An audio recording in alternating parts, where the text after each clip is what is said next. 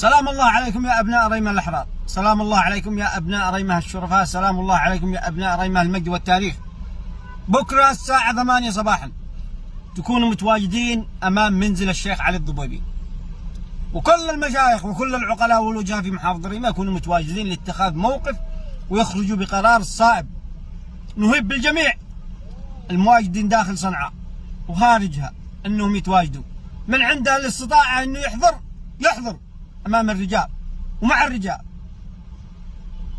الشيخ علي الضبيبي شيخنا ونفتخر فيه ونعتز، وإحنا واقفين معه بالكلمة بالمال بالرجال بالعتاد بالذي يطلب الشيخ علي الضبيبي. الروس تفداه. تحياتي للجميع، بلغوا أصحابكم القاصي يعلم الداني والغايب يعلم الحاضر. سلامي عليكم. السلام عليكم ورحمة الله وبركاته. أشكر كل من وقف في قضية الشيخ علي الضبيبي هاني.